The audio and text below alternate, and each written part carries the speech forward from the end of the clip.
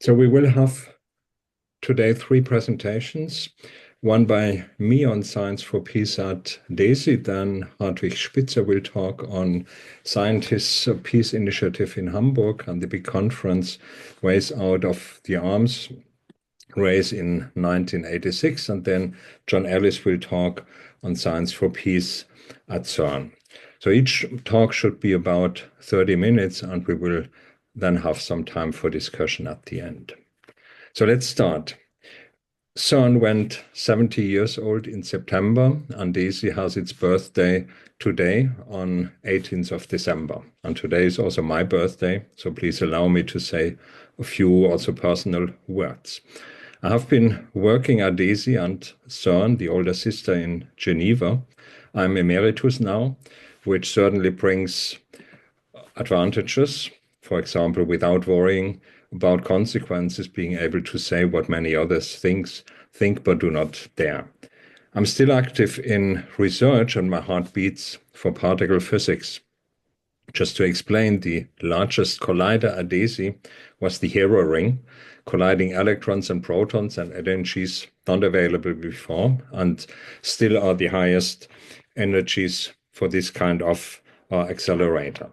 One of the main topics at HERA was strong interactions, and the strong interactions are what our universe is built of. It is about big questions. It is about how our university is built, how protons and neutrons are built, the components of the atoms and molecules. It is about quarks and gluons, which are the gluing particles of the quarks. And why do we exist? Because we are built out mainly of quarks, while the gluons do not need quarks, they can talk to themselves. To explore all this, we need very high energies, and for this we need particle accelerators. I would like to briefly report a bit about my own story. During my diploma thesis in Freiburg, in the period from 1983 till 1984, we had regular stays at CERN in Geneva. There I met colleagues from Poland, from the Soviet Union, the GDR, and it was incredible. I could talk to people, drink coffee or a glass of wine, talk with people I would never have had contact otherwise. And I could ask and discuss. This was the time of the so-called Krefelder Appell in Germany. We were opposing the stationing of long-range missiles, the Pershing II. It was the time when Sting sang in his song Russians in 1985, "There is no such thing as a winnable war. It's a lie we don't believe anymore. We share the same biology, regardless of ideology. Believe me when I say to you, I hope the Russians love their children too." He re-recorded his song again in 2022. I think it could never be more relevant. When I then started my PhD thesis at DESY in Hamburg, I was employed at the University of Karlsruhe. A standard inquiry at the Verfassungsschutz, the German intelligence service, came, and I had to explain what was meant by the following sentence from a flyer for the election of a student council. To save themselves, they risk our lives. It's not the first time they are making us believe we are threatened from the East. Almost at the same time as the request from the Verfassungsschutz was the SDI project of US President Ronald Reagan to station weapons in space to protect against possible attacks, but also to carry out attacks, of course, only for defense. Interestingly, laser weapons and even free electrons laser were discussed at that time. At DESY, and not only there was a broad movement against these weapons. Many physicists have spoken out against participating in these plans for space armament. Hartwig Spitzer, my doctor father in Hamburg, will tell more about the peace initiative at Hamburg and other German universities a bit later. Today, there are laser weapons and free electron lasers exfil and flash are used at DESY for photon science. In a 2020 report, the use of free electron lasers and beyond, it is said that free electron lasers in general will play no role for the foreseeable future in the development of directed energy weapons. That was in 2020. In a YouTube video, exfil laser weapons and the interests of the US Navy are already mentioned in 2010, and the British Army reported with great success with laser weapons a few months ago, also not yet with free electron lasers. But back to physics. The CERN, the International Center for Particle Physics in Geneva, was built from the experience of the Second World War by scientists who were at war against each other just years before. It was founded in 1954, and with it, the Science4Peace idea was born. John Ellis will talk about this a bit later. Basic research is universal. The question of the origin of the universe is independent of national and political interests.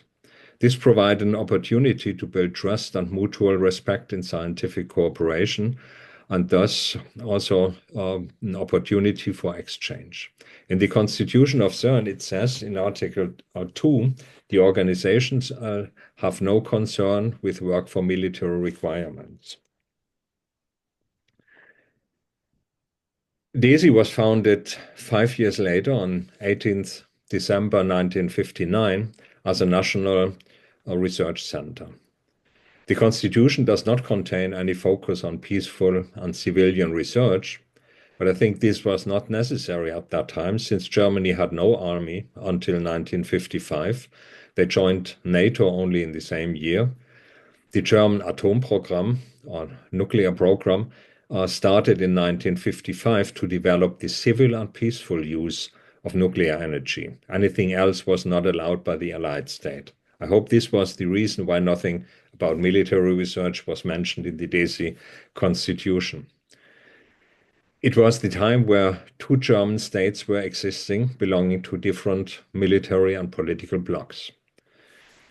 In a report about the history of the institute in Zeuthen, which is close to Berlin, an institute, the Institute of High Energy Physics in Zeuthen in the GDR, had already cooperation with DESY in the years 1963 till 1967. This was the hot time of the Cold War. This institute also had cooperations with Berkeley in the US in the years 1955 till 1960. Later, the institute in Zeuthen, still in the GDR, joined the H1 experiment at DESY in 1985, still during the Cold War, and scientists from the former GDR were visiting Hamburg. I still remember a report of a colleague from Zeuthen in a meeting of the Hamburg Science4Peace group about the worrying situation in the GDR years before the fall of the Berlin Wall. This was an unbelievable experience to hear directly about political situation here and to be able to discuss. And this was only possible since we had collaboration with institutes and people from the Eastern Bloc at DESY already then.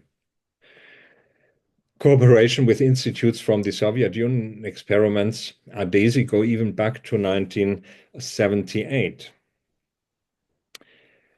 where a detector for the plus-minus storage ring, DORIS, was proposed, the Argus detector. A colleague, Professor Bienlein, reported that he had already started first cooperation with scientists from Poland in 1972. In a public presentation at DESY in 1966, the cooperation with Russian institutes was celebrated.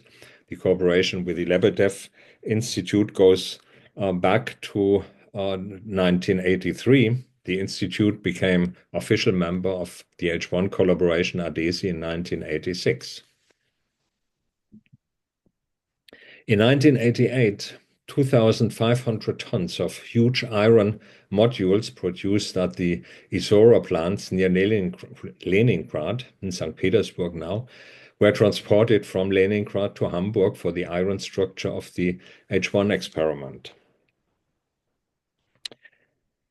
This was also the time where new missiles were planned to be stationed in Germany and where the big peace movements in Germany started.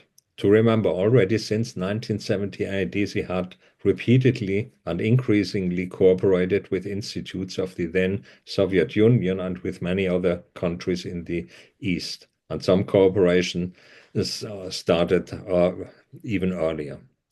Another wonderful example of successful scientific cooperation in the sense of swords for plowshares is the construction of a part of the detector in the CMS experiment at the LHC at CERN.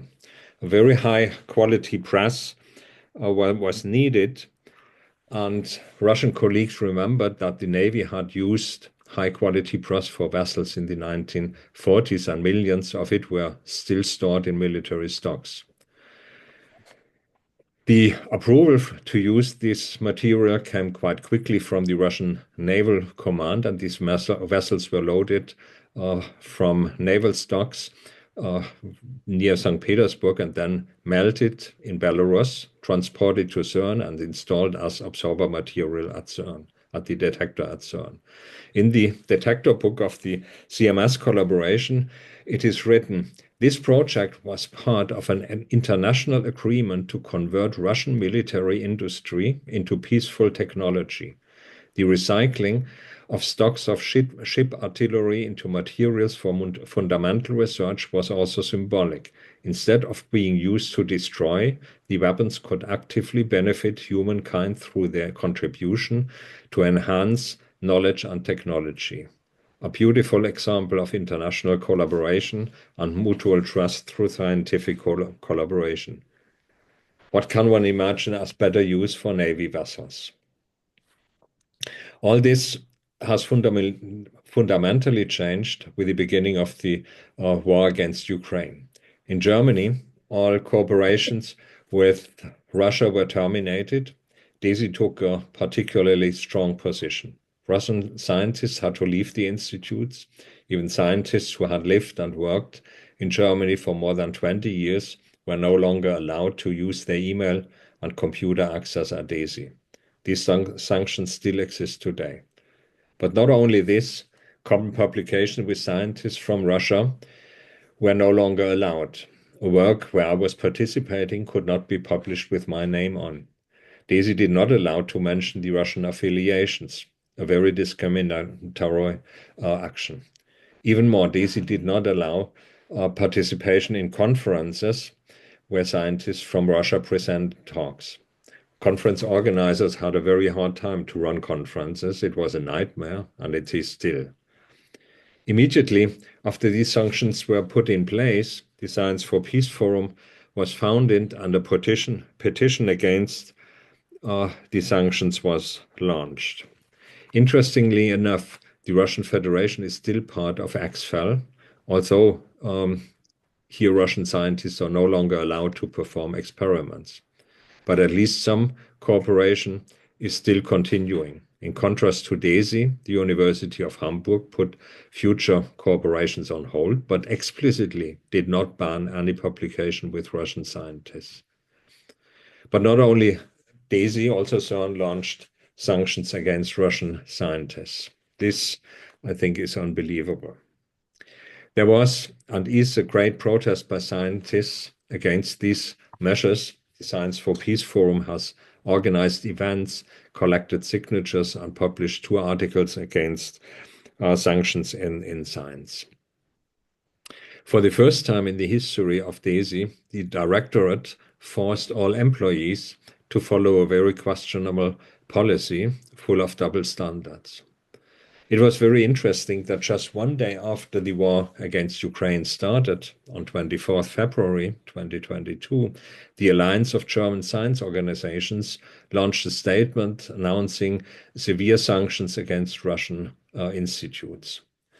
How can it be that just one day after the war started, so heavy sanctions were agreed on? It seems that this was already prepared long before, so all mentions of surprises were just nonsense. The consequences of this so-called Zeitenwende are not yet foreseeable. Russian scientists were very frustrated by the behavior of their Western colleagues who argue so morally. How can it be that such a double standard is applied and accepted? The double standard that, of course, is not limited to science. Israel is waging a terrible war against people of Gaza and also the West Bank. Institutes from Israel are also participating in experiments at DESY.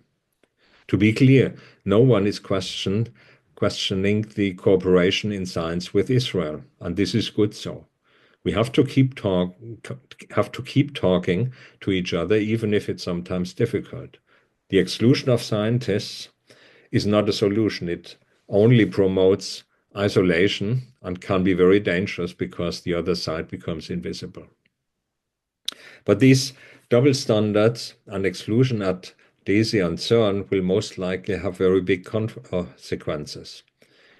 Which country will want to participate financially in future projects if there is a risk of being excluded?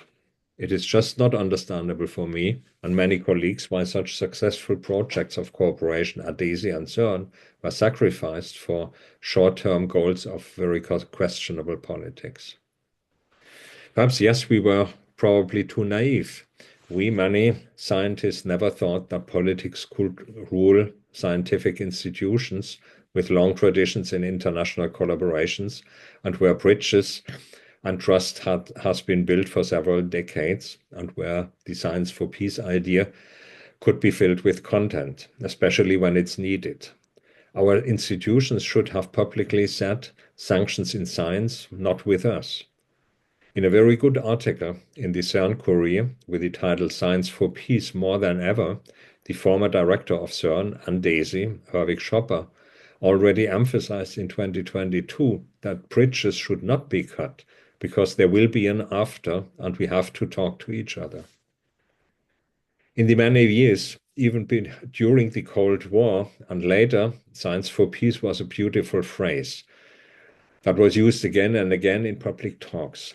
It's a shame that now, especially at a time when Science for Peace should have played a role, nothing or too little was done by most science politicians. And to remember, even today, the restrictions on participation of Russian scientists in scientific cooperation conferences and scientific publications still exist, but most have gotten used to it.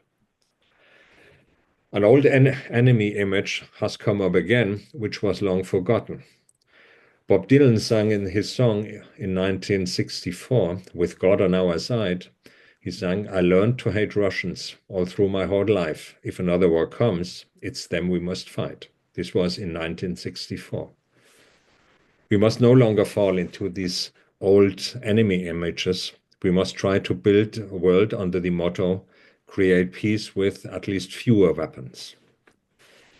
But the most important pushback of the Science for Peace idea at DESY was given by the directorate when they announced to start a discussion to allow military research at DESY in summer 2024.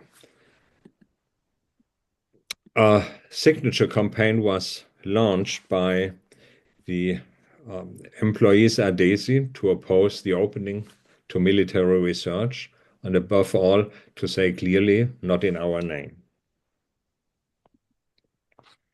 This campaign is already supported by many DESY employees, and meanwhile has also got quite a lot of supporters on change.org. The signature campaign is open to everybody now. This campaign picks upon other petitions in the year 1985 against the Star Wars program of Ronald Reagan, but also petitions against wars in the former Yugoslavia and later against the war in Iraq. Employees at DESY have been very engaged in Science for Peace. They have filled the idea with content. The debate about the civil clause in Germany, and especially in research institutions as DESY, is very dangerous. Of course, scientific knowledge can be applied in different directions. This is nothing new. With a sword, one can plug the soil, but a block can also kill. But the sense of a block is different from that of a sword. With the debate about dual use, and that one often cannot foresee the application, one tries to complicate and dilute the discussion. One tries to blur the fact that there are very often unambiguous assignments. A free electron laser, which is used as a weapon and is used by the military, is something very different from a free electron laser that is built and operated in an institute that performs research for civil and peaceful purposes. The debate at DESY has given quite some insights. A leader of a beamline at Petra 3, DESY said in a public event on the Zeitenwende in Science on November 12, 2024, that they had rejected projects which were aiming to study explosive materials, as well as another project to study materials on the heavy neutron exposure, which is used in building nuclear weapons. These projects could be rejected because of the Leitbild at DESY, which focuses research on civil and peaceful goals. This is a wonderful example why civil clauses are important and absolutely essential. With the sanctions against Russian and Belarusian scientists at CERN and German universities and research institutions, a very big step was taken to bring science under the guidance and control of politics. There are not only sanctions against Russian scientists and corporations, it goes much further. The focus of politics is becoming clearer now.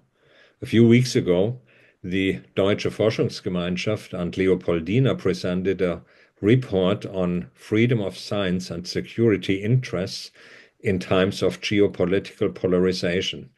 And there they say, science and innovation are therefore also increasingly being identified as a political means of power in the sense of national security interests.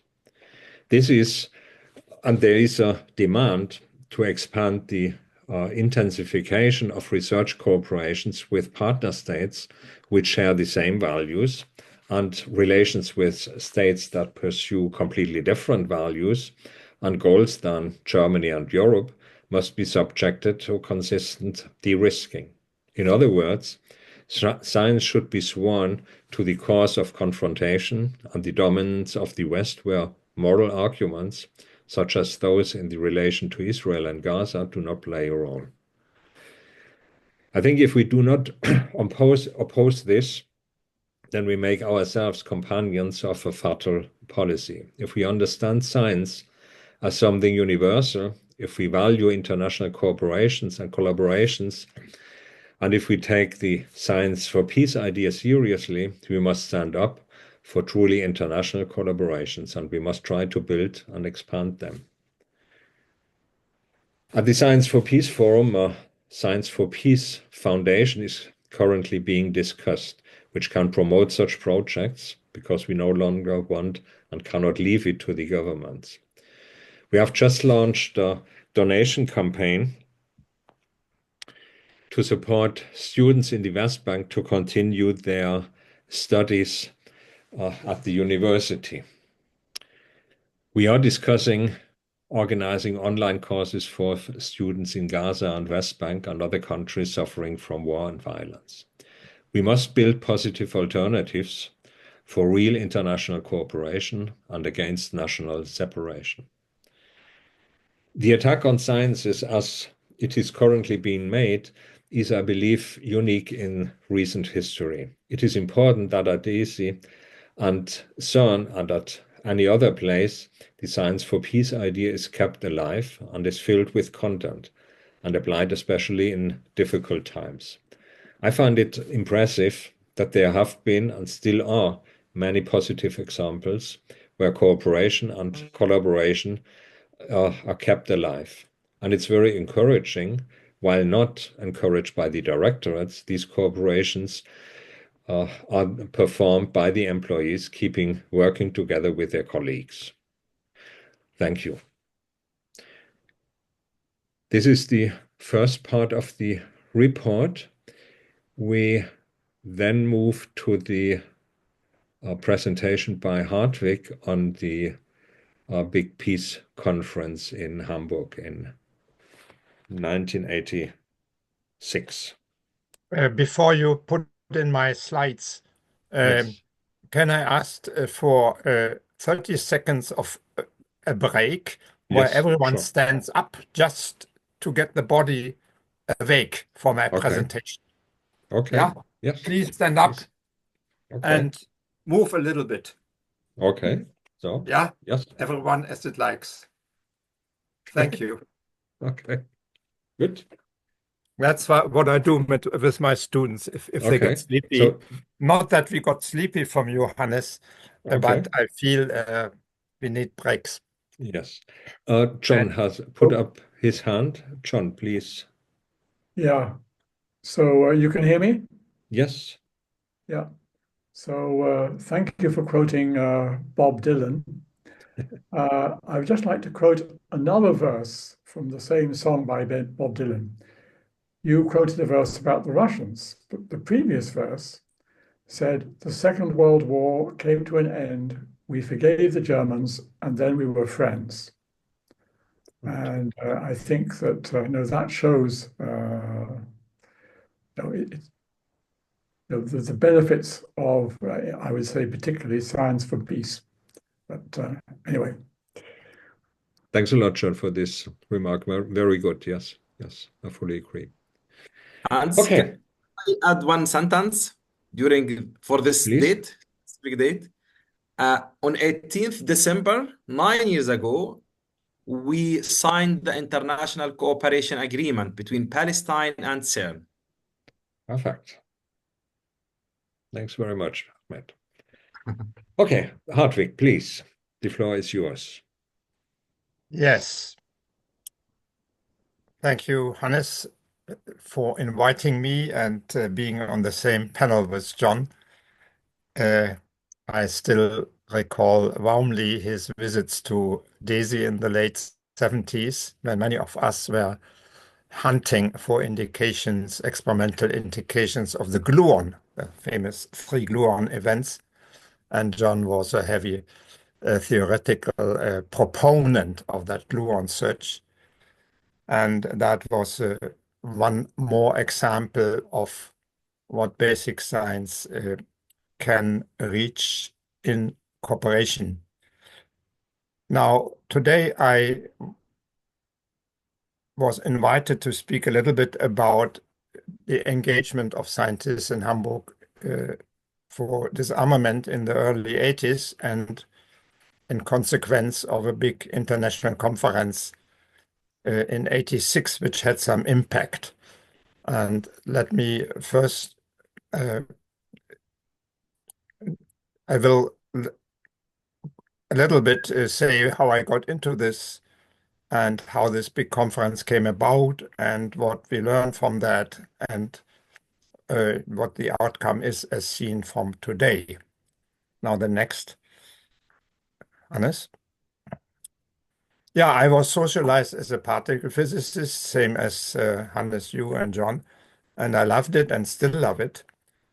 I got politicized when I became aware of the nuclear arms race and its effects.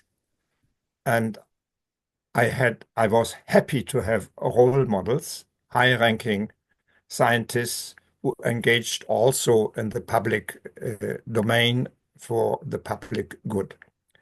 And at CERN, it was in the 60s when I still came as a student, Victor Weisskopf. And in the 70s, when I worked for 2 years at SLAC, it was Piv Panofsky, who spent every week 1 day flying into Washington, both to lobby for his accelerator and to do arms control work. And it was also Carl Friedrich von Weizsäcker, the W is missing, in the 80s, when Weizsäcker regretted that he had hoped to stop Hitler from thinking out about the bomb, and where he rather engaged himself critically even concerning the civilian use of nuclear energy. But in the 50s and 60s, the dominant thinking about strategic politics was that since nuclear weapons are there, you have to have a balance. Mutual assured destruction has to be made possible, a second strike in case you get attacked. And that's even what Weizsäcker and Panofsky believed in initially, and me too. And it was only in 1980 that I got kind of a little bit shocked and made awake by a student who confronted me with an article on exterminism. And this is a term which was used by an author, essentially claiming that the threat of exterminating the other side in a nuclear war, first strike or second strike, is just morally untenable, and it's even not has no real stability. It's metastable or a critical stability. And we have witnessed many near misses of misuse of nuclear bombs. And the most dangerous situation was in the Cuba crisis, 1962. Next one. Yeah, in the 80s, Hannes mentioned this before, peace initiatives emerged in several countries, also in Germany, as a reaction or a trigger to the deployment of the SS-20 mobiles by the Soviet Union. This is a mobile missile with intermediate range up to 5,000 kilometers. So if these missiles were deployed in Belarus, they could still reach Portugal. And NATO reacted by the famous so-called two-track decision, deciding on the deployment of nuclear-tipped intermediate-range missiles and cruise missiles in Europe. And that happened in Germany in 1983 with the Pershing II, and in 1986 with cruise missiles. And this triggered again huge peace demonstrations in Germany, but also in other countries, Holland, from 81 to 83 with over 100,000 participants. And this triggered also the formation of a German Science Peace Initiative, Responsibility for Peace, Verantwortung für den Frieden. And that was staged at a first conference in Mainz, and two more national conferences followed in Göttingen and Hamburg, focusing on the militarization of space and SDI. And that's how also scientists from various Hamburg universities and DESY got active, formulating appeals and holding seminars in the university, and also establishing a registered organization, association. And that next gave us the organizational basis to be approached. Next, please.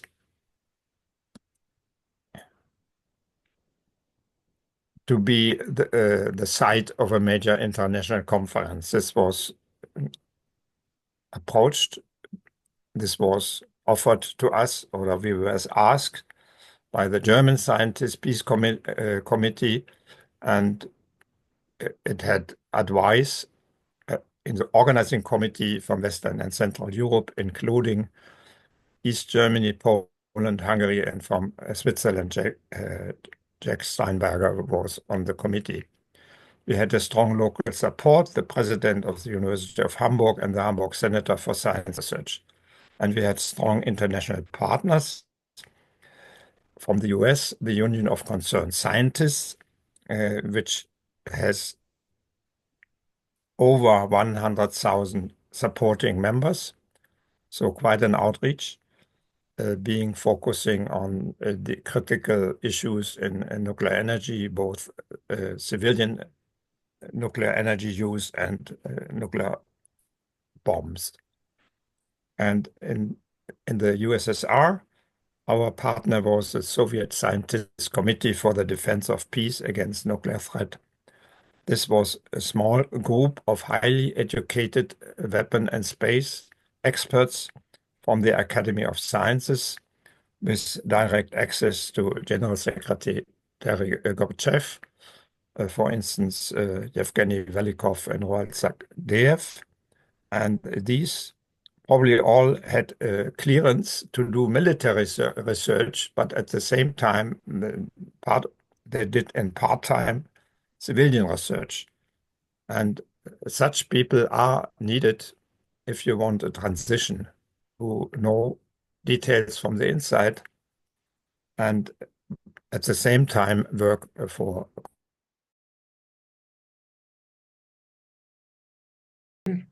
Yeah. Okay. But I want the next one. Ah, okay. Sorry, I had a problem with the You had a internet. blackout. So, okay. An internet blackout, yes. So one of these scientists was Roald Sagdeev, and it's quite an interesting person. He was one of the few students of Lev Landau, so he got an excellent education in theoretical physics. And in his university dormitory, he lived next to Mikhail Gorbachev and his later wife, Raisa. So if you meet someone as a friend, as a student, you will have excellent access a lifetime. And in 1983, the General Secretary Brezhnev died and a new era started, and Sagdeev participated in a think tank which was led by Gorbachev, and this think tank or this group was mandated to find scientific justification for nuclear disarmament. Quite interesting. If in the Soviet Union you wanted to have a political shift, it helped if you had scientific arguments, interestingly. And this Sagdeev did, and till 1901 he was advisor to Mikhail Gorbachev and the later foreign minister Eduard Shevardnadze. But he was part of the system. He was a party member, and in '86, interestingly, he was awarded the title of a hero of socialist labor, but for a civilian research contribution in the research program on the Halley comet. This was big in the '80s. Next. And as an example of the quality of the work in this committee, I show you here the cover page of a book which I got from them in '85 about the nuclear winter, the night after an outrage, a wide nuclear exchange on the climatic and biological consequences of a nuclear war. And this was edited by Evgeny Velikov, the chairman of that committee. Next, please. And this is both artistically and scientifically remarkable. On the second page, it started with these two pictures, these two images. On the left, it's a woodcut of Albrecht Dürer on the apocalyptic horseman. And on the right, a mother with a child in a serene rural environment. And this was just kind of an early example that pictures, images are important if you want to convey messages. And next page, then the science starts, the table of contents, long-term worldwide consequences of a nuclear war, changes in the atmosphere, climatic consequences, natural analogs of a nuclear catastrophe. We know about the extinction of the dinosaurs by a nuclear winter, not a nuclear, but it was a cosmic winter by this hitting in Mexico. Next. Yeah, when we started to prepare the conference, what did we know and what did we believe in? We knew that arms control is possible between states under certain conditions. On the one hand, you need arms control only if there is military tension and threat. But you only then can get an accord, an arms control, if both sides or all sides profit from threat control. This is not enough. You only can establish a control regime if it can be reliably verified. And the earliest arms control or limitation agreement was NPT, the Nuclear Non-Proliferation Treaty of '86. And in order to verify this non-proliferation, the United Nations established the International Atomic Energy Commission. And so each regime needs some kind of verification, otherwise it's toothless. But states have to cooperate in enabling verification, for instance, by allowing on-site inspections, or in the early days, by not covering objects which are to be monitored. And this was done by the US and the Soviet Union. And verification can only be established if it's have the science and technology for reliable verification. And that is where scientists come in with open research. And in the early 80s, it was the geologists which developed sophisticated seismic detection of earthquakes and also nuclear underground bomb explosions. The other thing we were aware of was the East-West arms race, which had really gotten critical on the quantitative level.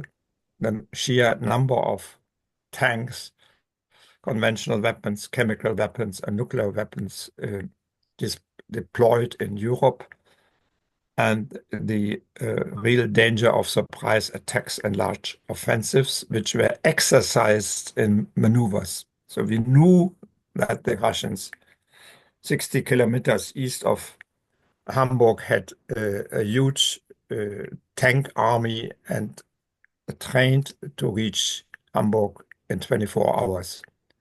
And we knew also that the NATO maneuvers, the maneuver simulations, when they realized that a tank breakthrough was taking place because there were not sufficient defense, they would use nuclear artillery to shoot from Hamburg 30 kilometers eastwards, Hiroshima close to our city. And the quantity mattered, and also the quality. Binary chemical weapons deployed, fuel air explosives, which supposedly have been now used in Ukraine. Next one, please. Then the conference coming closer, and it was a long weekend from Friday afternoon to Friday evening to Sunday afternoon, filling the main university auditorium with some 2,000 people, 250 scientists from Approach, and we had plenary talks, many working groups, quite interesting themes. And we also had a satellite link from Hamburg to Washington. And this was organized by the Union of Concerned Scientists. And this was a forerunner of what we now do via Zoom. In those days, it was much more difficult and expensive. Someone had to buy satellite transmission time. The West German radio supported us technically. And in Washington, a panel was sitting which talked with the experts in Hamburg. And UCS transmitted this discussion to 400 local meetings of UCS members in the US. So there was quite a wide public outreach. And back to the conference at large, three main themes: state of the arms race, arms control steps and verification technology, and stability questions. And we had many prominent speakers, the former Austrian Chancellor Kreisky, Richard Garvin from the US, Joseph Rotblatt from the UK, and the former USR Ambassador to Germany, Valentin Vahlen. Next. What did we learn at the conference? I just can pick out a few of the learnings. I had invited a psychoanalyst, an ethnologist who was prominent in the general peace debate in Europe before. And of course, he stated the arms race can never be won. And from a psycho point of view, he stated the arms race is sustained by a sense of national insecurity. People and societies and political establishments feel insecure and acquire arms to overcome their insecurity feelings. A physicist, Kostadzipis from MIT, essentially confirmed that deterrence cannot solve a conflict and that there is no winning. From the judgment in the 80s, the nuclear arms race, in particular the US part, got much boost from the weapon labs. That's why he claimed nuclear arms race is driven by military scientific constituencies who have a vested interest that new weapons are developed. And we know this from the neutron weapons and then also from SDI, which was stimulated and proposed and boosted by Teller and the Livermore lab. And Tsipis believed that only the military would lose by giving up nuclear weapons. I have some doubts about this. If you look at the new, smaller weapon states, then nuclear weapons in these societies are also seen and even needed by the public as a symbol of national power. At least for Pakistan, this is true. And also, I'm a bit skeptical. If you look back in history, there's a never-ending race between weapon and weapon defense or anti-weapons. And now we are confronted with drones and anti-drones, drone defense. How can you do this? And what makes me also skeptical is that every new military technology is driven by scientific achievements. And so there is a danger that the misuse of scientific outcomes will never end unless we reach a new step and level in civilization. Next. Yeah, on the East-West dialogue, the situation was quite different. Bruno Kreisky said scientists have to teach politicians about the danger of nuclear weapons. This has happened in Russia and Moscow, and I wonder who will teach Trump. And the Iron Curtain had gotten much more transparent in '86 and now the curtain is denser. And Kreisky was optimistic, and this was the feeling in the late 80s and the early 90s that a new period of global detente can start. Today we see it a little bit different. Then Valentin Falin, who had been in Reykjavik at the first meeting between Reagan and Gorbachev, stated again that nuclear war will have no victors, and this is also what Reagan realized after talking to his generals. And that's why he pushed SEI, because he believed that this would help getting rid of nuclear weapons. It didn't happen. And Falin conveyed a message from Moscow that one should aim for abolition of all nukes in 10 years, and that the Soviet leadership would be open to reductions, both of nuclear but also chemicals and conventional weapons. The latter one happened in the 90s. Next.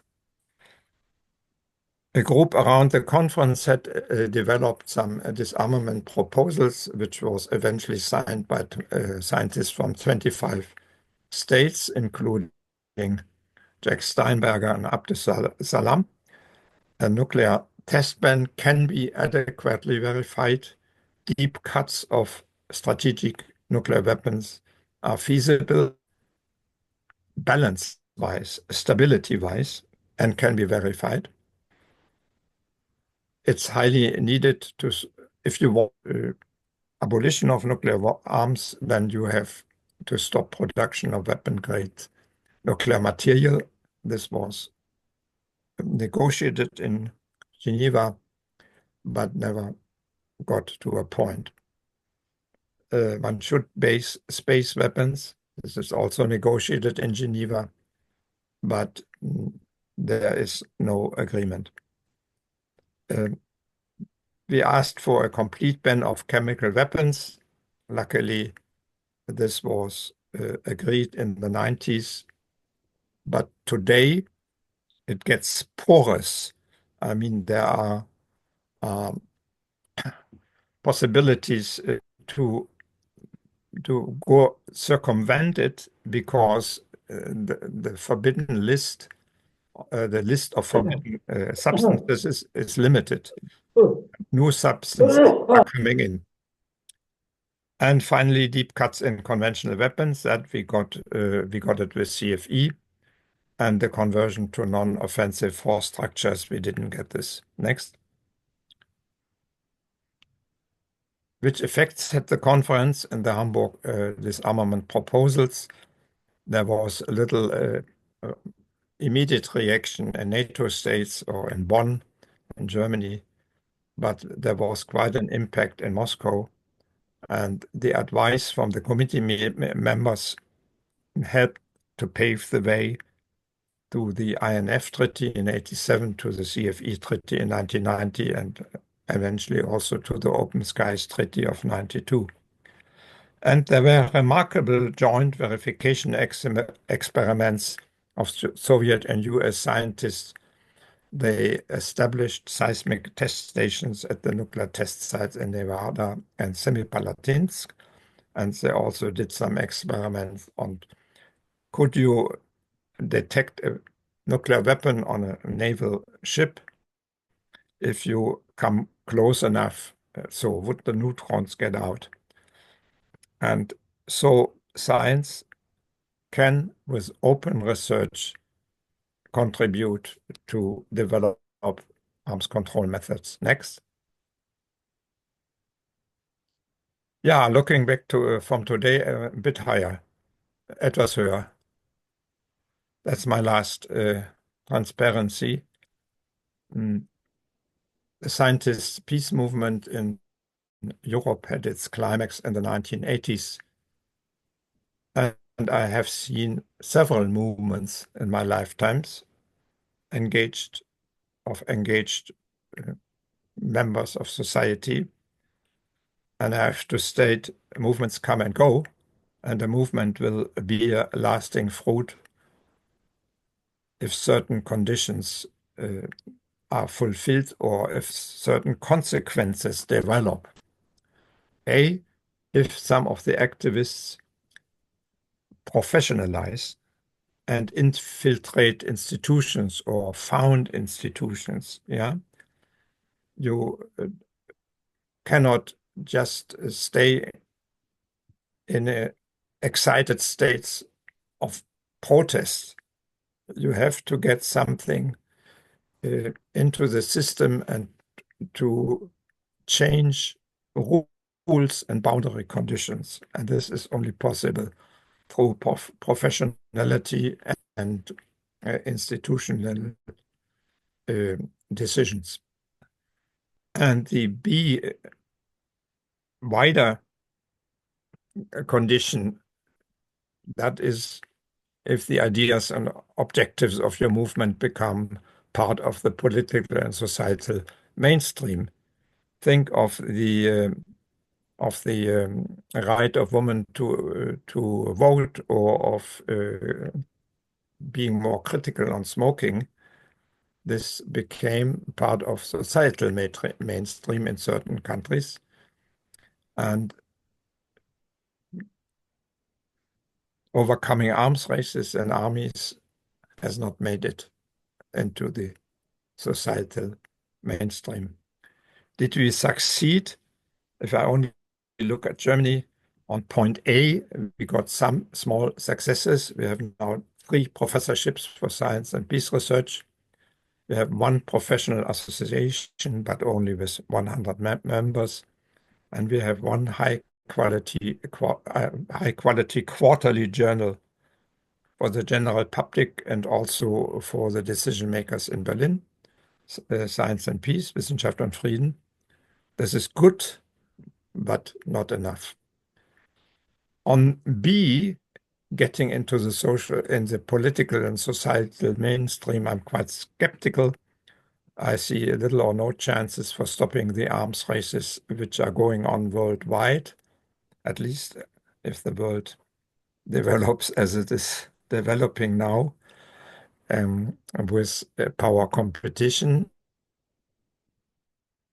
and with, in fact, technology developing faster than any control regulation. But I'm not completely hopeless, even if in the relation to Russian scientists. I do know that some political scientists from Western country, including United States, have regular exchange in two-track diplomacy contacts with Russian scientists from the academy. Of course, these were contacts which were established before the war, but they still go on. And I also assume that some of the secret services are in contact. But this is not enough if the inner circles of power are not open, and also if the enemy pictures are overdone as it's happening, in particular also in the West, and which I regret very much. Thank you. Excuse me, I no longer speak English every day, so it was a bit jumpy. Thanks very much, Hartwig. This was excellent, and I'm very happy to look at your last slide, looking back from today, and what can be learned from this conference. And this is extremely good and extremely helpful.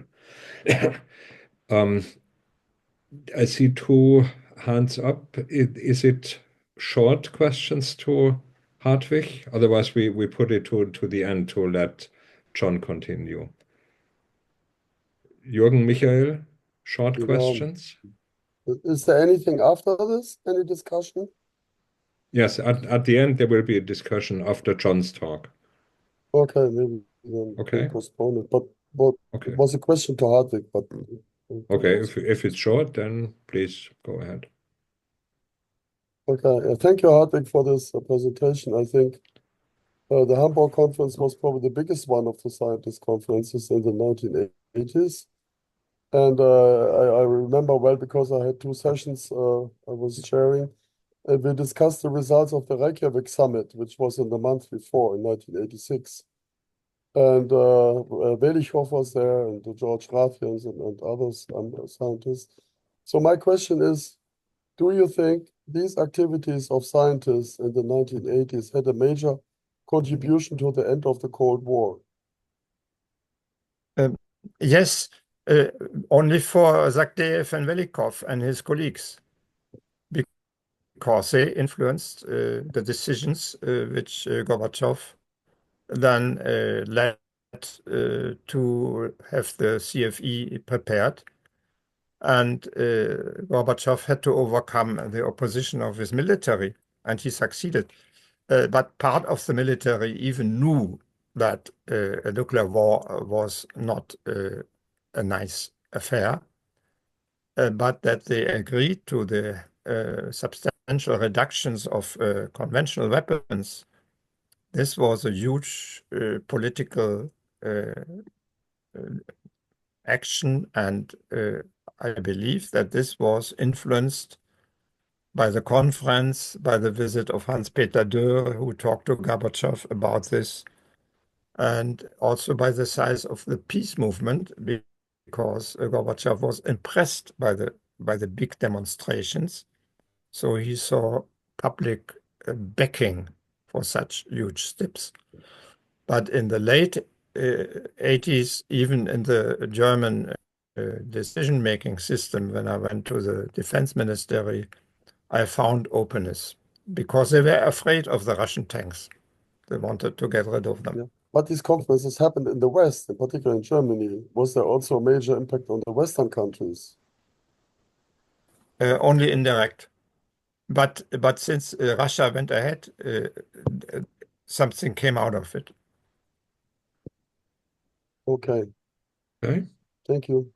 Perhaps we should then go on. Thanks a lot again, Hartwig, for this very nice and very instructive presentation. This was very good. We now proceed with the presentation by John on Science for Peace at CERN. John, the floor is yours. Okay. Thank you. Can you see my first Yes. slide? Yes, perfect. Yeah, I'll just improve the presentation. Okay, so thank you very much for the invitation to speak with you. I guess I should start off by wishing Daisy a happy birthday, and I look forward to the scientific achievements of your next 65 years. So what I'm going to talk to you about now is based on a talk that actually I was invited to give on CERN's 60th birthday, so 10 years ago. I was invited to talk on the subject Science for Peace. And my qualification for that, if I have any, was that for many years I served as an advisor to CERN Directors General on relations with non-member states from 1999 through to 2011 when I retired from CERN. And I should perhaps clarify that I no longer work for CERN, although I'm often at CERN, but I'm affiliated with King's College London.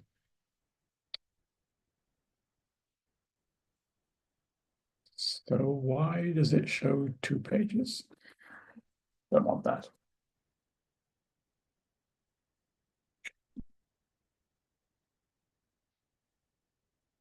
Okay, so the story of Science for Peace at CERN, of course, goes back to the early 1950s, as has already been pointed out previously by Hannes. So there was discussion in the late 1940s, early 1950s. Finally, the convention was signed. I guess I got the wrong slide. Yeah.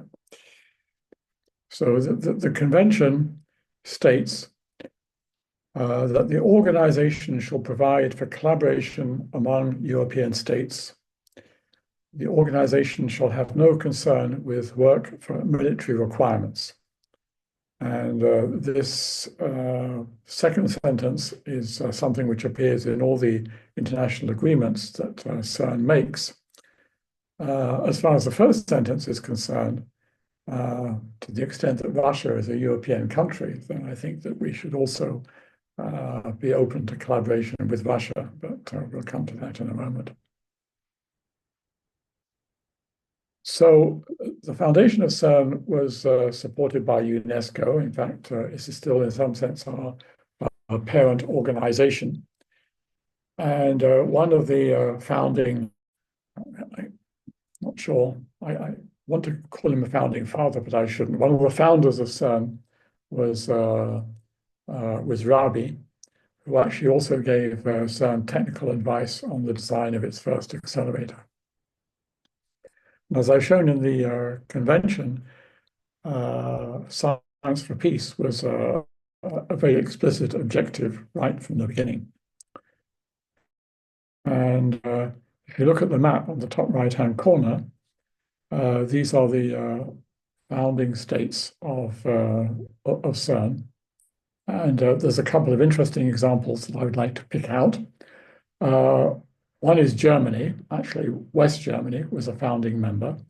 And so that's an implementation of the verse from Bob Dylan's song that I quoted earlier on. And another interesting member is Yugoslavia, which of course at that stage was still one country. And it was a communist country, but it was not on the far side of the Iron Curtain. And it was a member for several years until eventually it left. And in more recent years, fragments of Yugoslavia have now rejoined CERN. I'll maybe mention that later on. So as far as relations with the Soviet Union and Russia are concerned, already in 1958, 1959, despite the existence of the Iron Curtain, there were contacts between CERN and Dubna. And in 1967, there was an agreement with Serpukhov in the Soviet Union. And so the middle picture is John Adams, the sort of founder, the technical father of CERN, holding a bottle of vodka, which was presented by the Joint Institute for Nuclear Research in Dubna. But the transfers were not one way, there were two ways. And equipment from CERN went to Serpukhov in the plane you see at the bottom right for one of the first experiments at the 70 GeV accelerator at Serpukhov.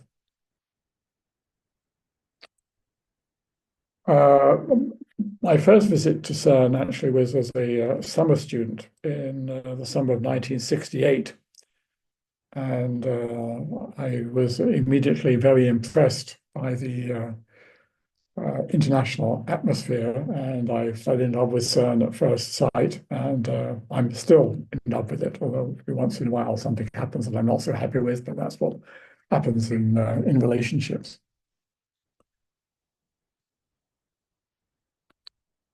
So the next stage in CERN's internationalization, if you want to call it that I want to mention came in the 1970s, when there were a couple of CERN accelerator projects which actually were initiated while Victor Weisskopf was Director General of CERN, but they came into operation later.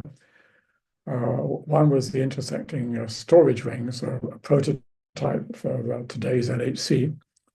And the other one was super proton synchrotron, 400 GeV fixed target accelerator. And I've picked out here a few interesting countries and institutes that participated in experiments at the SBS. So there was Dubna. There were other representatives from the Soviet Union. But also interestingly, at the end of the 1970s, for the first time, a team from China came to work at CERN, in particular on one of the neutrino experiments.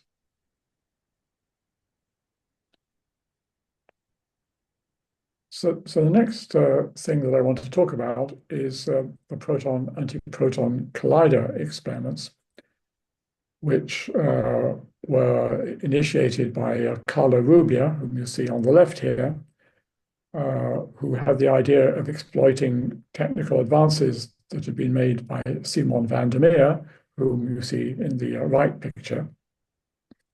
And it led to the discovery of the W and Z bosons, the intermediate particles responsible for the weak interactions. So on the right, you see Carlo Rubbia and Simon van der Meer acknowledging congratulations on being awarded the Nobel Prize in 1984. There were several countries outside the CERN membership that participated in those experiments. And in particular, the United States was a prominent participant in Carlo Rubbia's experiment. On the left-hand side, you see the magnet from Carlo Rubbia's experiment. It's interesting, what happened to that experiment? Well, it is now in Japan at the Japanese laboratory KEK, where it's used in the near detector in the KEK neutrino beam. So again, nice example of internationalization across the world. So during the 1980s, I think this was when the real internationalization or globalization of CERN got going. So the organization was building the Large Electron Positron Collider, LEP. So this is a higher energy machine than the Petra accelerator, which was mentioned earlier on. And it was used to study in detail the interactions and properties of the W and Z particles, which had been discovered a few years earlier by Carlo Rubbia. So there were 4 major experiments at LEP, and each of them was a collaboration of several hundred physicists from many countries, of the order of 500 in each experiment. And prominent among these were many NMS. NMS is CERN jargon for non-member states, so countries that were not members of CERN. And I've picked out in particular non-European countries. So, for example, following the participation in the CERN neutrino experiment, there was a Chinese team working on one of the experiments called Ellis, together with Americans and others. Then there was an experiment called OPAL, which involved scientists from Canada, Israel, Japan, and the US. Sam Ting, who of course is a longtime friend of DESY, another Nobel Prize winner, led an experiment at the LEP accelerator. And this was very international. So you see here, US, China, of course, India, Romania, Ireland, Russia, because by the end of the 1980s, the Soviet Union no longer, well, at the beginning of the 1990s, the Soviet Union no longer existed, became Russia, Cyprus, and Korea. And over here, we see the Delphi experiment, which had participation from Brazil, from Serbia, Russia, so from Slovenia, so 2 fragments of the former Yugoslavia and the US. So as I said, I think that these experiments in the 1980s, which continued through the 1990s, marked a real step change in the globalization or the internationalization of CERN. And you can see that many countries which had been at war were collaborating. So Serbia, for example, had been a war between Serbia and NATO, but they joined experiments at CERN, Russia, of course, and so on.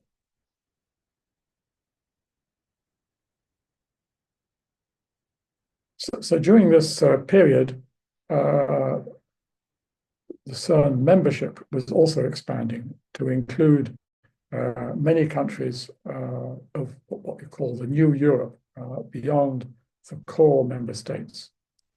So I mentioned earlier on the founding members, there were 12 of them.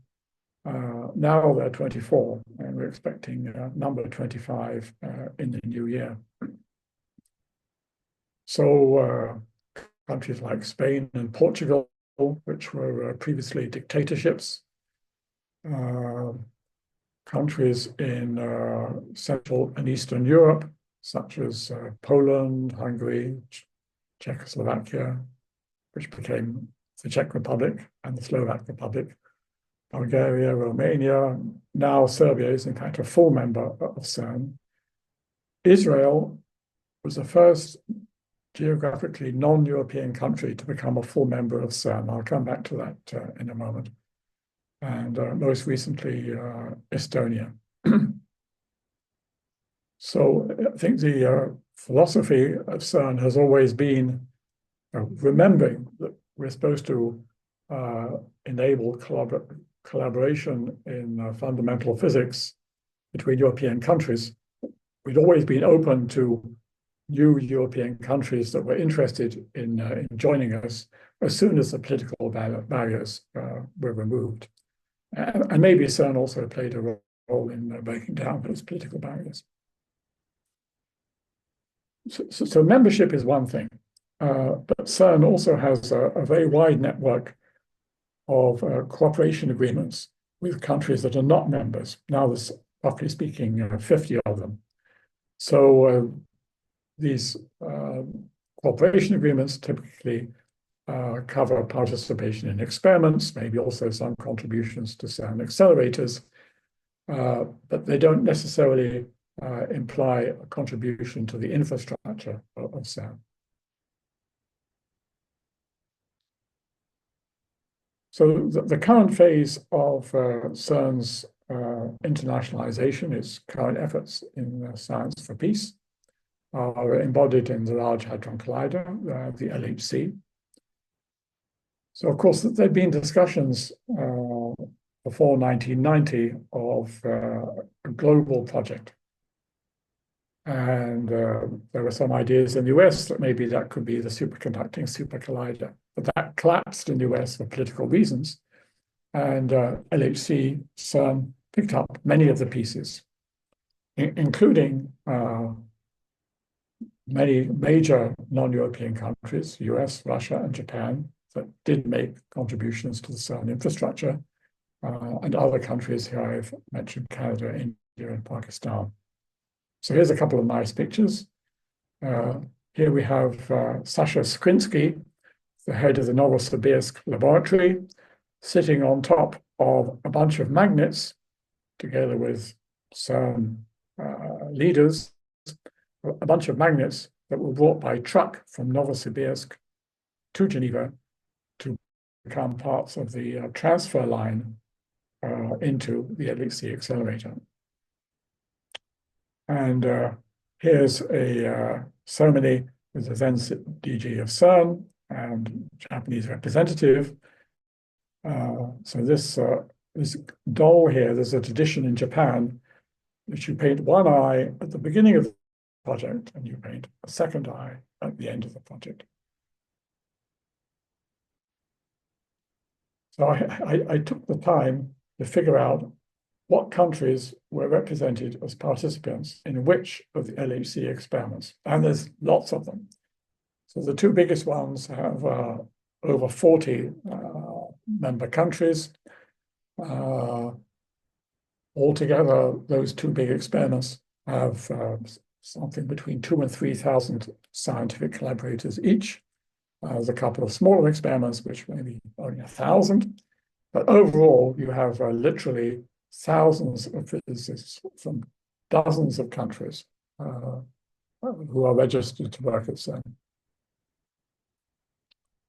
So I won't dwell on this. Hannes has already told you this story as to how Russian naval cartridges were melted down to become part of the CMS detector, melted down in Belarus.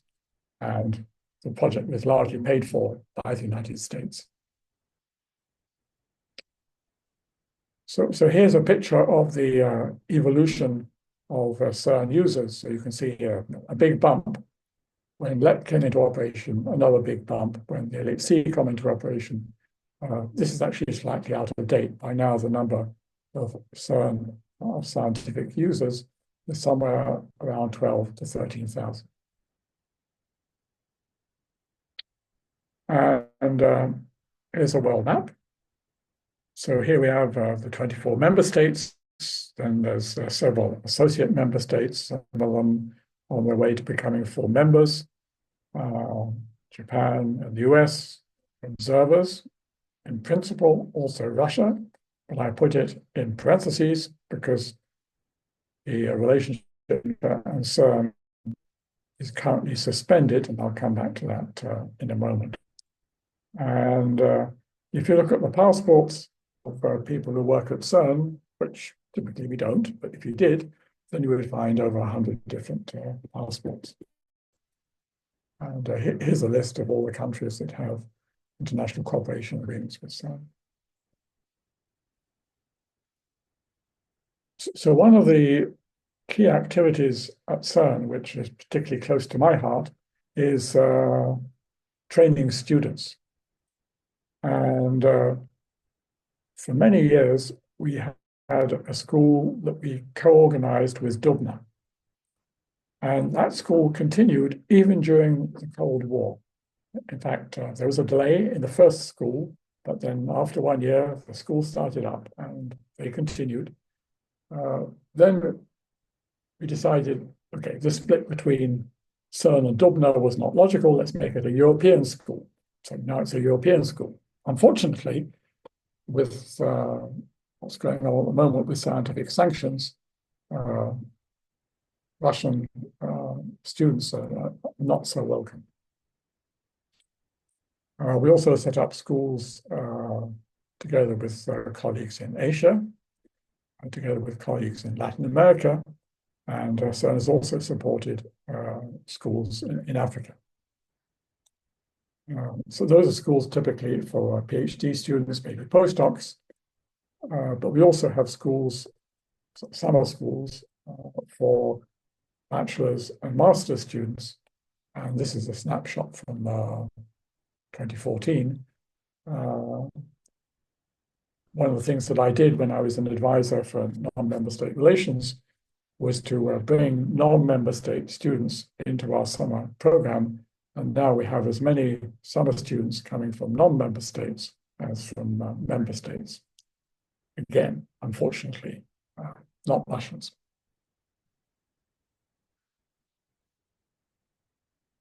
So at the end of the 2000s, CERN Council had a series of meetings to decide on its globalization strategy going forward. And I want to mention 4 aspects. So one aspect was to open membership of CERN to all states, irrespective of their geographical location.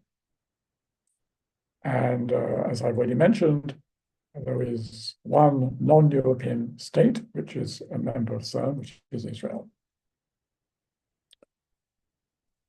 It was also decided to create the status of associate membership, which is a status below that of membership.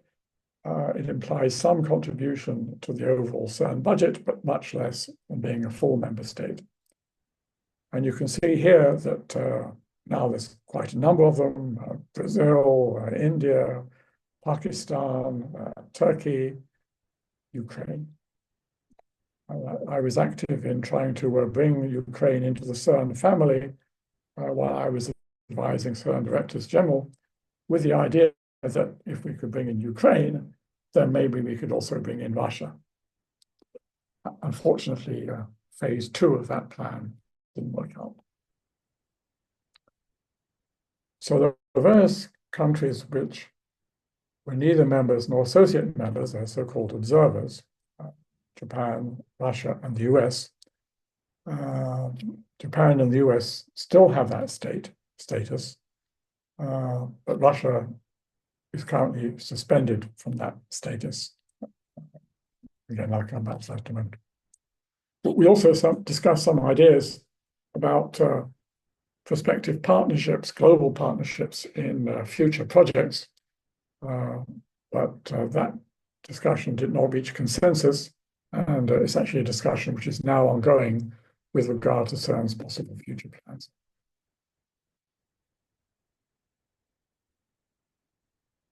So I'd like to mention some of the other international organizations with which CERN has relations. I've already mentioned JI now in Dubna. European Southern Observatory was hosted at CERN between 1970 and 1980. The Sesame Synchrotron Laboratory in the Middle East was sort of godfathered, at least, by a number of CERN directors general, modeled loosely on the principles of CERN. And then we have close relations with ITER, the fusion project, and the European Space Agency.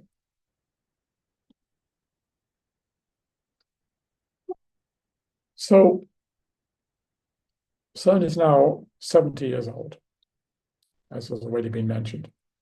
And CERN is already thinking about the next 70 years.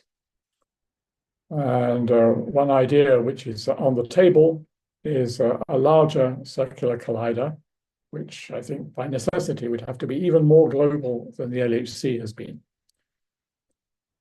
I think a key question about this is what will be our relations with prospective major partners? So the US has expressed interest. Japan, I think, is kind of sitting on the fence. China has its own project which is proposing. And Russia, unfortunately, collaboration with Russia has been frozen. So what's been happening recently? So in 2022, of course, there was the Russian invasion of Ukraine. And CERN, in the form of its governing council, which is controlled by the member states, decided to suspend international cooperation agreements with Russia, Belarus, and Dubna. 23 also, of course, saw the Hamas attack in Israel and the invasion by Israel of Gaza. 2024, the international cooperation agreements with Russia and Belarus were actually terminated. But after a long set of discussions, the international cooperation agreement with Dubna was maintained. So this collaboration with Dubna still exists, and in my view, it forms a potential avenue for discussion. It keeps some level of collaboration going, and it might be a key connection which could help us pick up the pieces when this current war is over.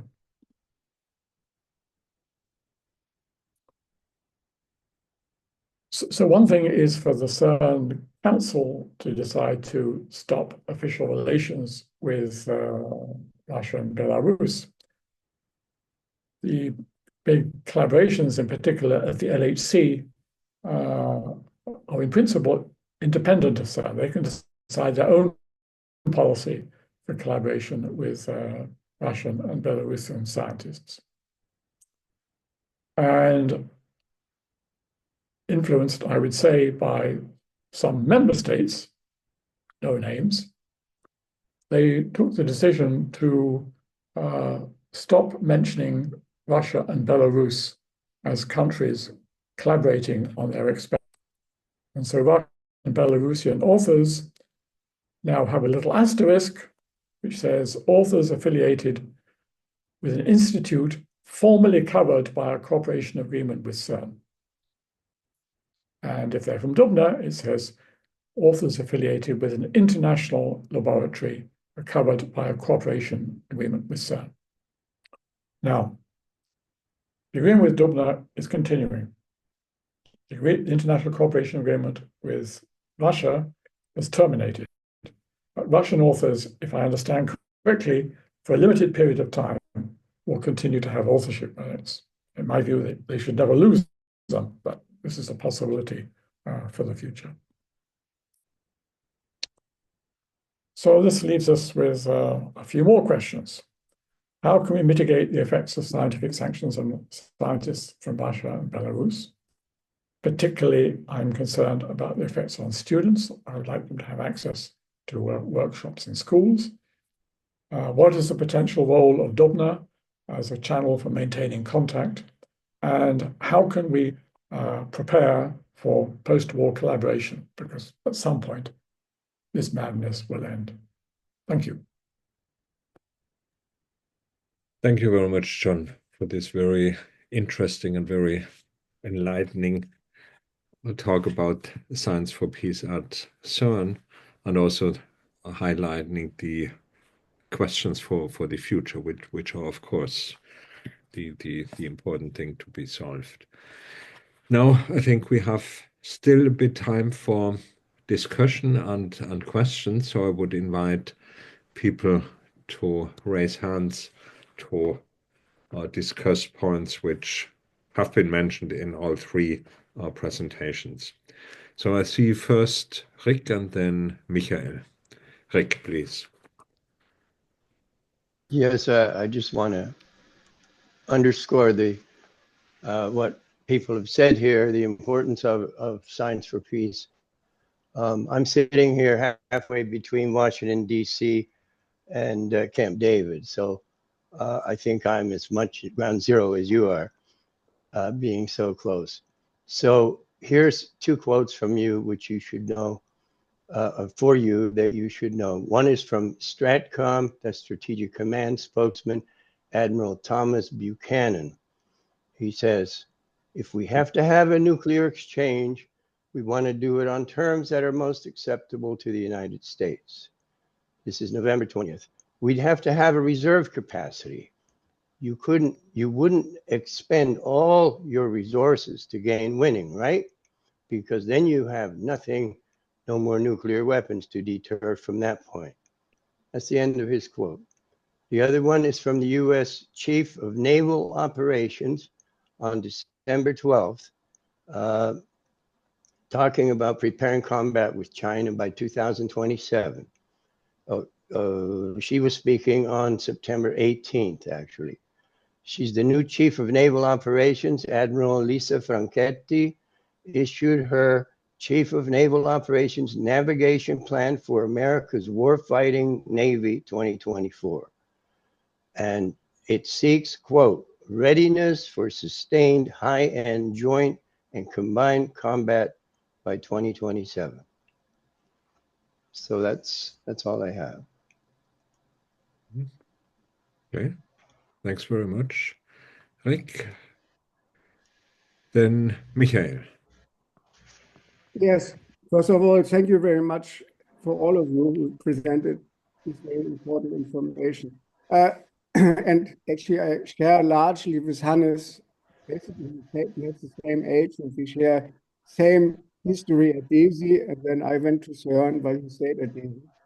And well, Hartwig Spitzer, I remember as a professor for me and educator and political active person back then. And well, great to see him here again. And on Ellis, of course, I shared also a couple of words. Now, I would like to mention two things, actually. If I may share one little picture.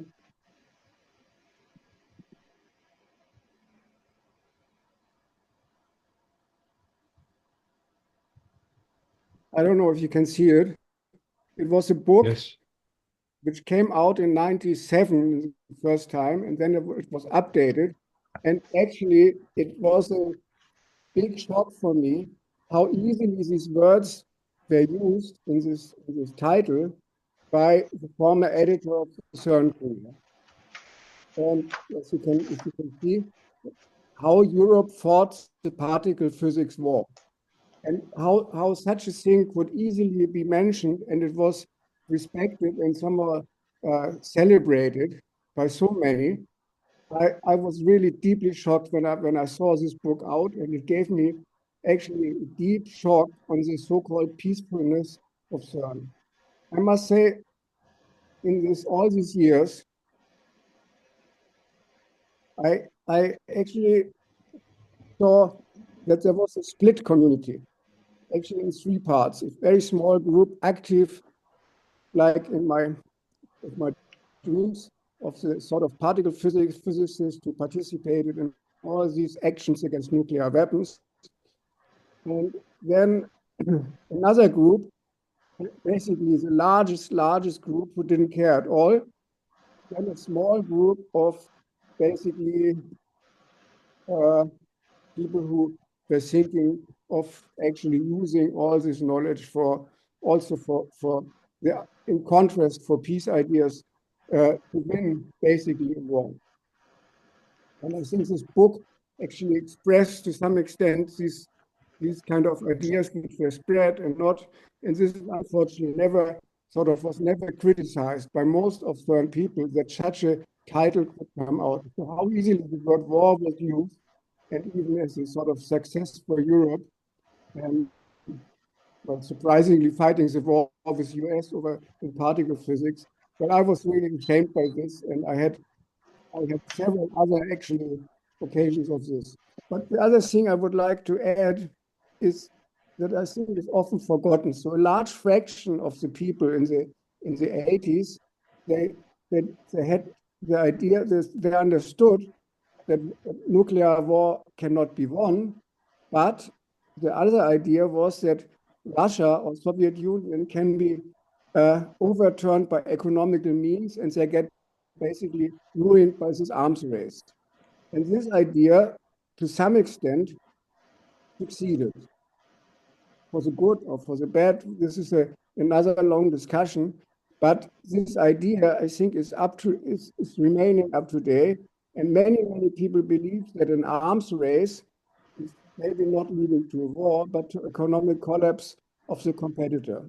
And this is not a peaceful idea. Now, with this, I just wanted to add this to the discussions and our naivety on how things were really happening back then, and actually what we are facing now. Thank you. Thanks very much, Michael, for pointing out these issues. This is very important. Thanks. I see then Simran. Please. Hello. I have a question. So maybe I'm Simran. I am an Indian citizen, born and raised in Dubai, and I did study in the US, and now I am in Germany since 4 years. I am in this unique situation that I was born on a visa. I have never lived, voted in any country. I have always lived a law decided by other people for me. And I am curious when I hear these discussions that we see a lot of pictures of things that are happening, or the peaceful collaborations that are at CERN. And I would like to know how were these discussions happening amongst people from different countries?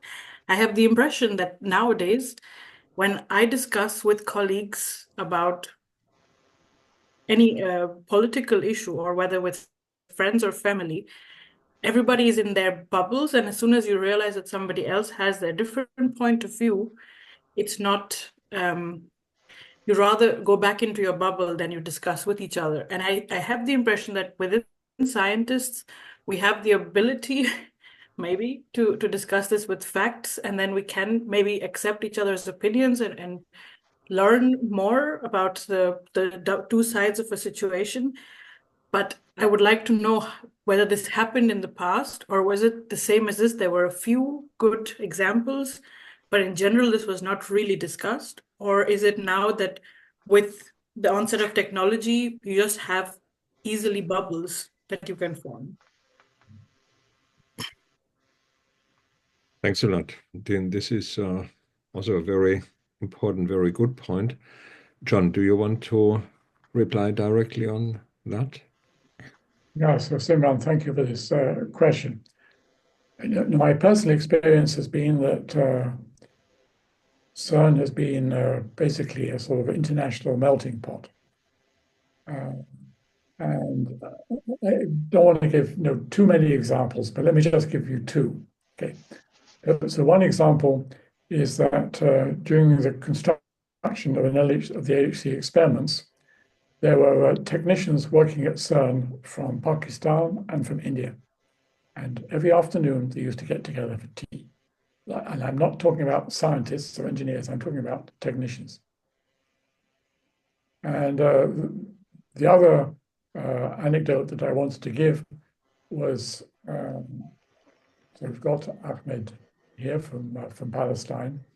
And one of the things that I did when I was looking after CERN's external relations was to open a channel for Palestinian students to come and participate in our summer student program.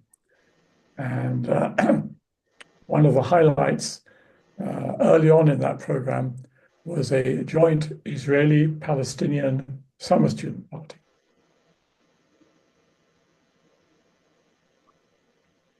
Of course, you could probably come up with examples, anecdotes pointing in the opposite direction, but those were a couple that impressed me. And do these happen today? Sorry? Do these still happen? These groups, friendships, discussions? I think so. I mean, I'm no longer so much in contact because I'm no longer working for CERN and I'm not sort of responsible for these things. But, example, the summer student program, I think, is very much a melting pot. I can fully support what John said. I mean, for example, at DESY, we had since now 10 years very good cooperation with Cuban students, and then this was also an example where one learned quite a lot by discussing with people, and they of course also learned a lot by discussing with us.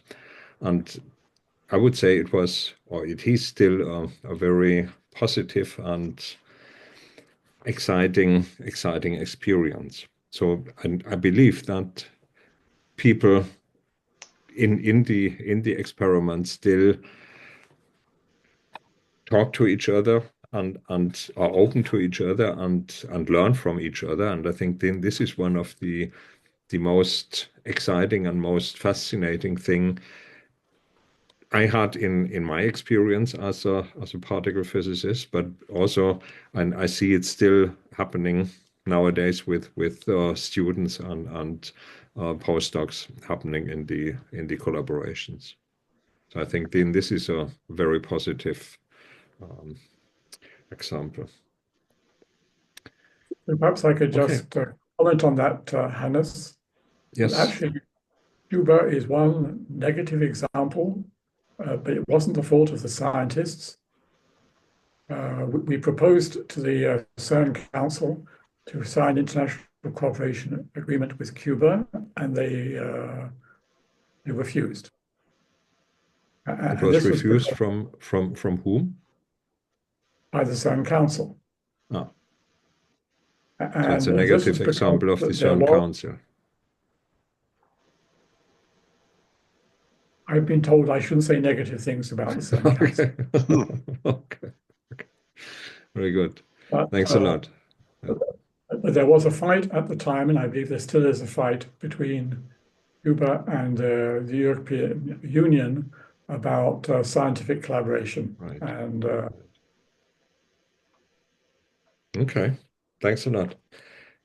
I see Michael and then Michael Düren and then Uta. put up their hands. Michael. Yes, I just have a comment. I also have been very active in the 80s. We also had an audience of more than 1,000 people in our lectures about peace. And today, I think the situation of the world is very different to that time. To my mind, we are at the beginning of a series of wars, which just started with Syria, Ukraine, and Gaza. And the main difference is climate change, to my mind, because at the 80s, we always had the impression we have to prevent a war. We want to have one world. We want to have reasonable people in this world and a reasonable cooperation. Today, especially the military knows that that civilization is at its breakdowns. The resources go down, the food will go down because of climate change. It will be too hot, too dry to have food for everybody. And most countries, I think, just think about how to survive instead of how to prevent a war. And to me, it's obvious that huge areas of the globe will not be habitable anymore. And this is scientifically proven. And this means either we will have billions of people migrating or we will have billions of people dying. And everybody knows that in military, and that is what they are preparing since decades. And to my mind, this is the reason. Even in Syria, it started with the people having not enough to eat, and this is a big difference to the situations in the 80s when we were young. And to my mind, this is something we have to really think about and take into account. It's not the old way of thinking which allows us to find solutions for our planet anymore. Right. Thanks a lot. Yes, I think then this is also a very important point, and I think then this also was reflected in statements by the DPG or DFG and Leopoldina, where they were arguing then that science plays a very big role in geopolitical decisions. So I think then this is really an important issue which is coming up and which we should face in future, and where we need to find answers to it. Thanks very much. There was Uta, but Uta, you put down your hand. No, I would Okay. still like to talk. Okay. Thank you. Okay. Very good. As people on the street and even politicians only have a very faint idea what a nuclear winter means, I wonder how it is possible to carry your issues and your expertise to the people, to the public. And I'm wondering whether it's possible to take much more connections to journalists, reporters, so that the mass media talk about you, and they do it in a simple way that people understand it. And at least in Germany, in Parliament, the lobbyists are for every kind of business. Bad business, dirty business as well.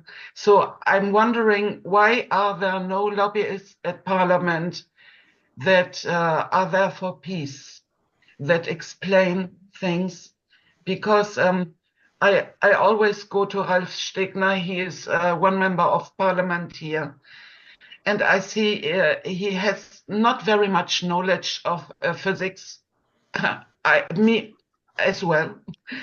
And I see when I talk to him about Science4Peace that everything is new that I explain to him.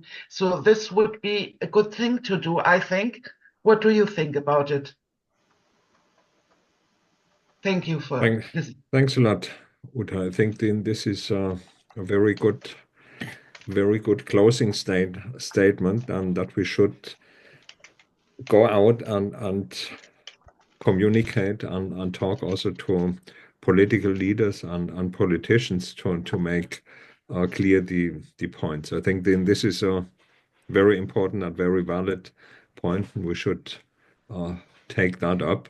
To some extent, it is being done at the moment, but of course not to the extent that it really influences decisions. And I think this is a very good point to pick up and to do in future.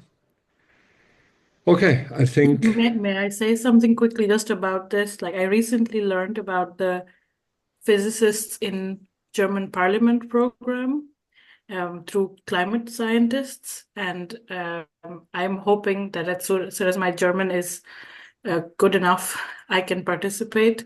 And I have a group. We have met a few young physicists who are trying to get involved in German politics, at least as physicists. Okay, very good. This is very good, and I wish you good luck for that. Okay, Hartwig. Yeah, I last just comment? want to follow up and talking to your congressman, to your deputy Bundestagsabgeordnete. I did this once for some 7 years in connection to the Open Skies Treaty. And I observed if you address deputies whose committee is close to your concern, so they have some expertise, then it's easy to discuss with them. If they are not in the field, then it's very hard. I also should point to Moritz Kütt here at Hamburg, who does visualizations of a nuclear attack in a very transportable, easy to grasp graphical way, Hannes, and you might invite him to show us a few of his movies. At least you know that this is around if someone wants to use it. Okay, thanks very much. We moved a bit away from the birthday celebrations of CERN and DESY to more general issues, which is perfectly fine.